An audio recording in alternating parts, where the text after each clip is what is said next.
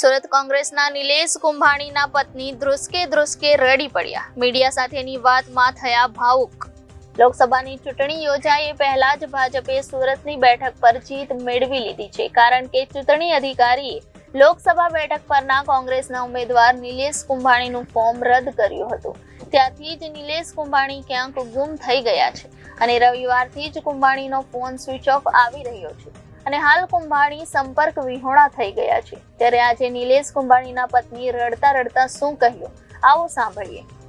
એ બધાનું સાહસ કરીને હું અહીંયા મીડિયા અમે બોલી અને ઉપર જતા ડોસનો પોટલો અમારી ઉપર જોડે. એ લોકો તો એમના રાજકીય શેકતા હોય, પણ જેનું ઘરનું માણસ નથી, જેના એના પોતાના ટેકેદારો સગા, એ બધાને અમારે જવાબ દેવો છે. અમારી ઉપર ફોન આવે છે, ક્યાં છે અમારા ઘરના માણસો, એનું બધું જાણકારી લેવા માટે પણ એ માણસ કઈક તો કાર્યવાહી કરતો હોય ને.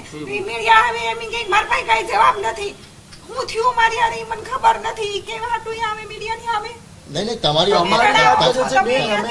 અમારે કાઈ ઇન્ટરવ્યુ અમે નિલેશભાઈની વાત નથી કરતા. સુધી નહીં આવતા તમે કોઈ.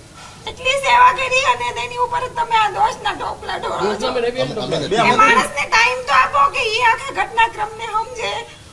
એના જે લોકો છે એ બધા જે ગાયબ થઈ ગયા છે, એમને જોડવું છે, એ બધાને સમજવાની ટ્રાય તો કર.